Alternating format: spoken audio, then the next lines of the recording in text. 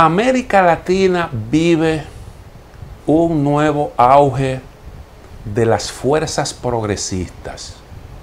En las últimas elecciones que se han celebrado en nuestra región, se han impuesto organizaciones progresistas.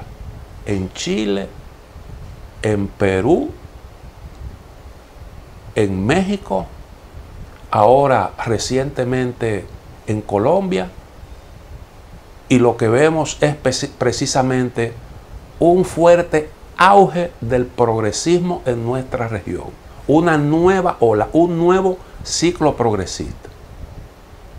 Vivimos un tiempo en la región con gobiernos progresistas en muchos países: Brasil, Venezuela, Ecuador, Bolivia, Argentina, El Salvador, Nicaragua, Uruguay.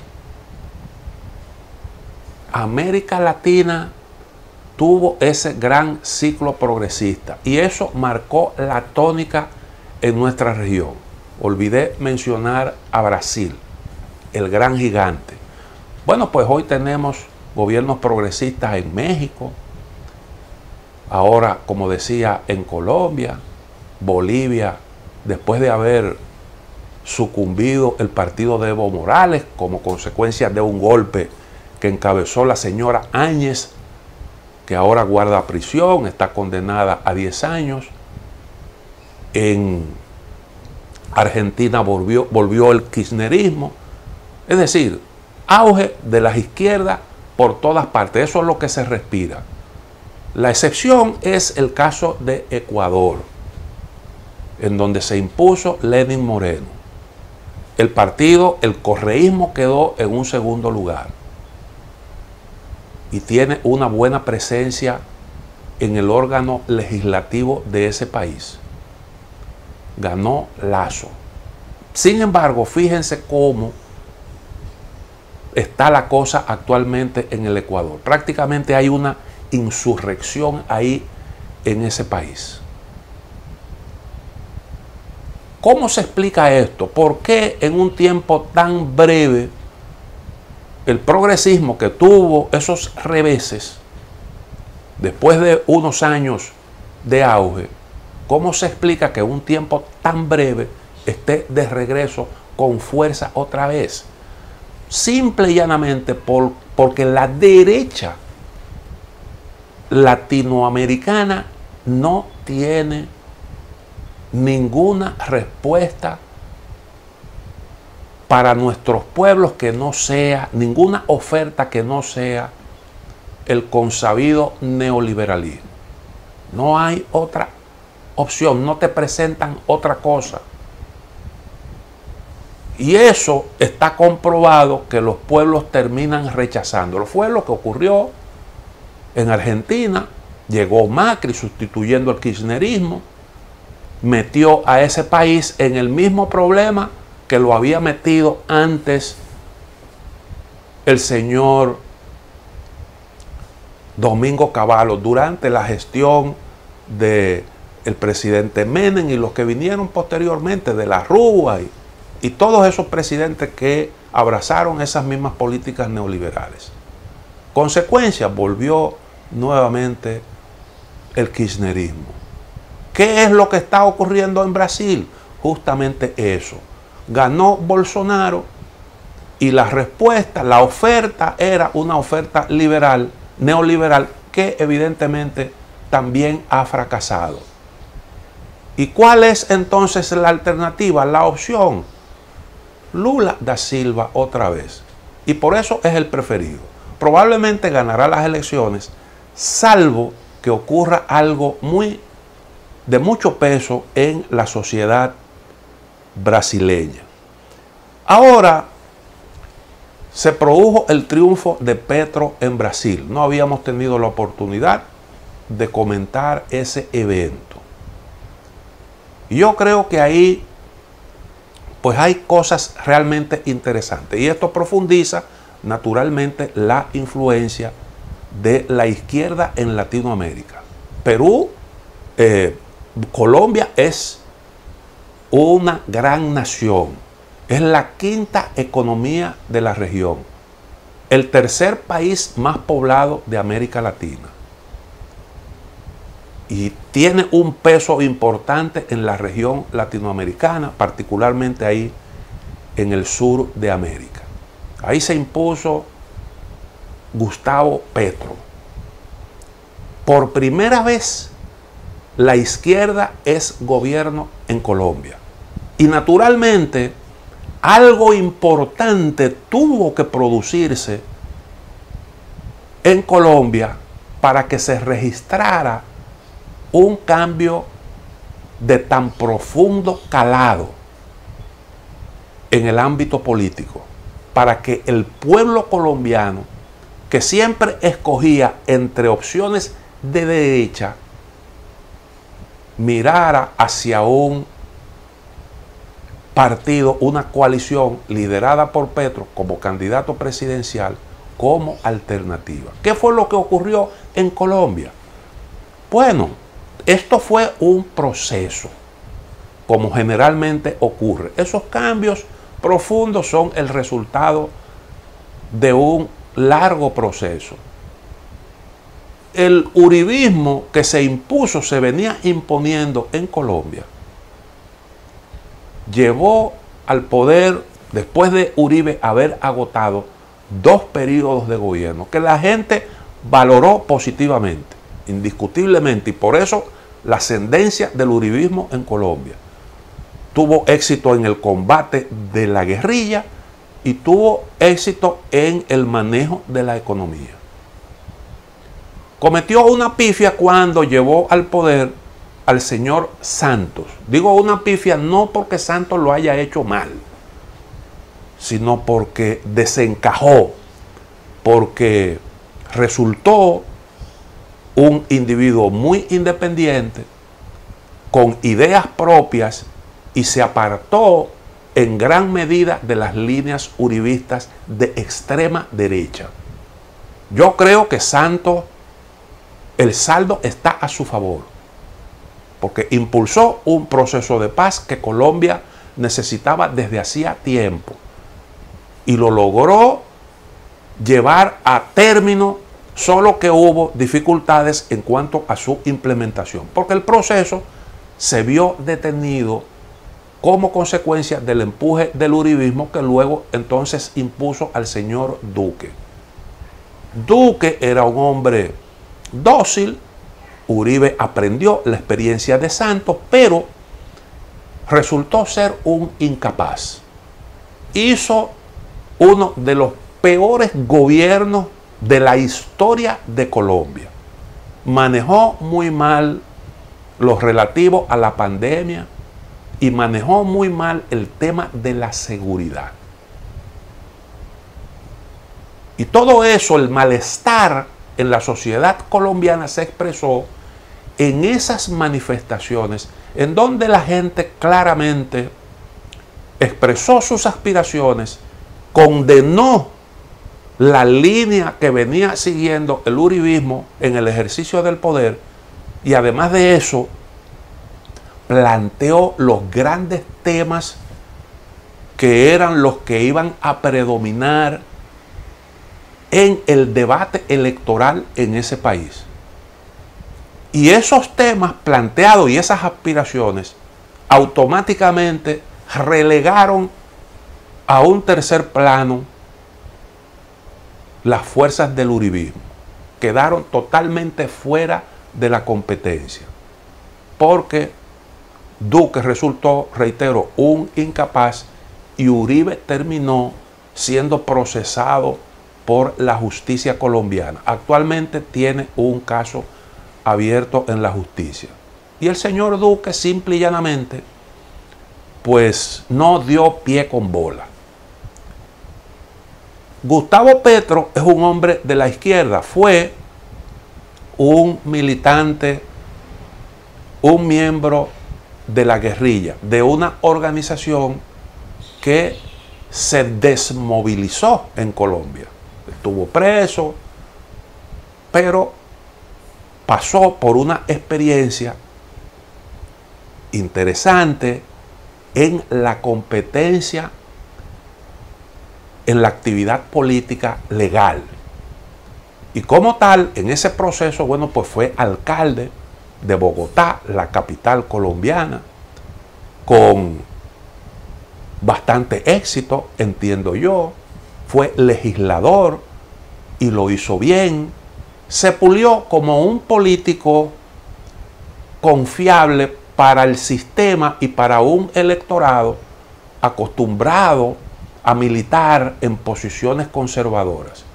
Solo que llegó un momento en el que la gente percibió el desgaste de las ofertas de siempre y optó por el cambio. Fíjense que la otra opción de derecha, de alguna forma, cuestionaba lo tradicional, las organizaciones tradicionales.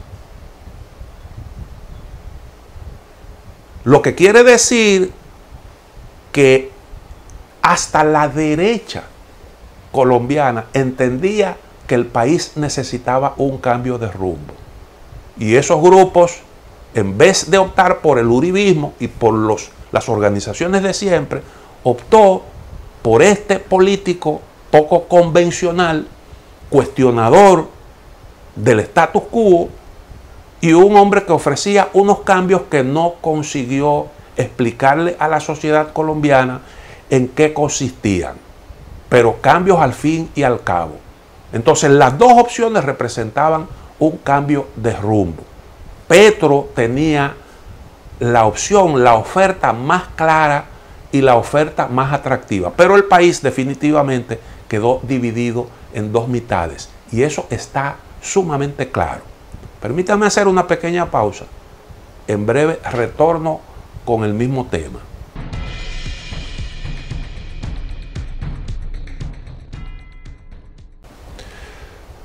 Lo que ha ocurrido recientemente en las elecciones colombianas me recuerdan un poco el caso de Brasil y de Lula da Silva.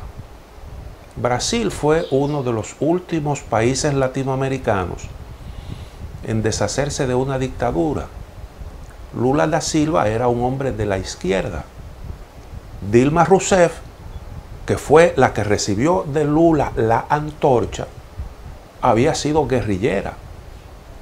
Pero Lula, para hacerse potable desde el punto de vista político electoral, tuvo que moderar su discurso y pasó por una etapa en la que se fue un poco quitando ese lastre que provocaba desconfianza. Hasta que luego de varios intentos logró hacerse con el control del país, después del fracaso de las políticas neoliberales, esas políticas a las que hicimos referencia en el segmento anterior. Pues Petro ha pasado por esa etapa, una etapa parecida, y supo interpretar la realidad colombiana y las aspiraciones de los colombianos. Colombia es un país, un gran país, con un territorio grande, con recursos naturales, recursos humanos, pero es un país en donde la pobreza está en el 42% y la pobreza extrema en el 17%. Un país con una economía informal, con una informalidad que alcanza el 60%. Y entonces también un problema grave de inseguridad.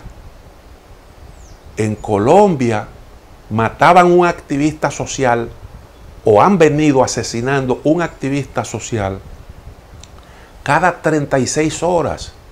De eso por aquí casi no se habla, porque los organismos internacionales de defensa de los derechos humanos se hacen de la vista gorda cuando se trata de gobiernos que son dóciles a ciertos intereses. En Colombia asesinaron a más de 6.000 personas inocentes como parte de una política para matar gente y luego presentarlas como víctimas en intercambios entre gobierno y guerrilla. A ese caso se le llamó el de los falsos positivos y está actualmente en la justicia colombiana. Porque a pesar de todo, Colombia tiene unas instituciones más o menos sólidas que se vieron en gran medida agrietadas como consecuencia del uribismo. Porque ahí vimos, por ejemplo, cómo se reprimieron las manifestaciones y cómo incluso algunas mujeres, muchachas jóvenes, fueron violadas en los destacamentos policiales. Todo eso está documentado, no es un invento mío. Y todos esos excesos pesaron en los resultados de estas elecciones. Petro hizo, yo creo que, ofertas muy razonables, alcanzables, moderó su discurso, tendió puentes, trató de sumar fuerzas, incluyendo fuerzas tradicionales colombianas, sectores me refiero, que gravitan seriamente, fuertemente en la sociedad colombiana, aunque claramente el establishment político no le era favorable. Pero de alguna forma hubo grupos que al menos comenzaron a abrirse a la idea de un izquierdista al frente del gobierno, comandante en jefe de las Fuerzas Armadas, en un país en donde todavía hay alzados en armas, guerrilleros alzados en armas. Y ese es un factor que hay que tomar en consideración. Pero ¿qué es lo que la gente está exigiendo en Colombia? Más salud, acceso a alimentos en mejores condiciones. La gente lo que está demandando es un sistema de retiro que asegure pensiones dignas, las aspiraciones que encontramos prácticamente en toda América Latina: más empleo, más dignidad, más efectividad en la lucha por la preservación del medio ambiente. Y las propuestas de Petro reflejaron esas aspiraciones y por tanto ganó la presidencia. Naturalmente tiene ante sí un montón de retos y situaciones que tiene que manejar que son muy complicadas, muy complejas. Lo primero que tiene que lograr es identificar cuáles son los grupos del poder económico colombiano que pueden acompañarlo en las reformas que él está obligado a hacer. Porque ahí en eso no se puede equivocar. Él ganó, la mitad de Colombia lo apoyó y tiene compromiso con cambio. Pero usted no puede, en un país como Colombia, comenzar a inventar, sino promover reformas razonables que hagan que el país avance. Y en esos propósitos puede perfectamente conseguir el respaldo de sectores que tienen compromiso con la estabilidad y compromiso con el avance de la nación. Por tanto, construir confianza es un gran reto. Mucha gente se pregunta, bueno, pero ¿cómo un exguerrillero puede ser el comandante en jefe en un país como Colombia, con unas fuerzas armadas tan ideologizadas? Pero la experiencia de Santos en el poder demuestra claramente que es posible usted lograr avances en instituciones como esa. Él prometió una reforma policial y eso es perfectamente posible.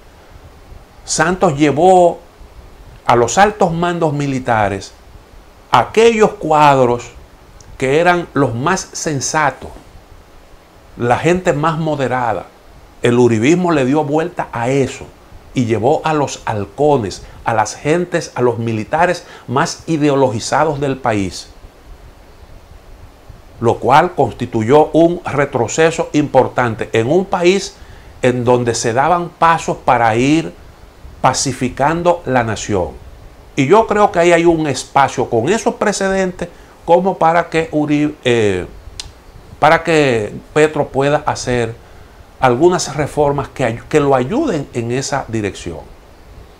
Tiene, por ejemplo, la responsabilidad de manejar, bueno, el impulso de su programa de gobierno.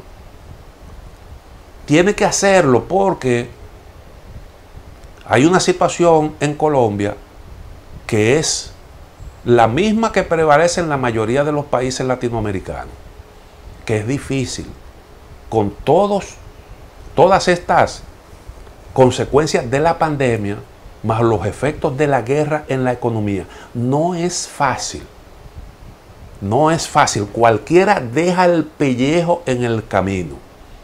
Y entonces tendrá que emplearse a fondo para conseguir buenos resultados de entrada, de forma tal que no resulte un fiasco en su primer año de gobierno, que la gente se le torne la cosa difícil y la derecha colombiana, que es una derecha que sabe hacer política, termine haciéndole la vida imposible.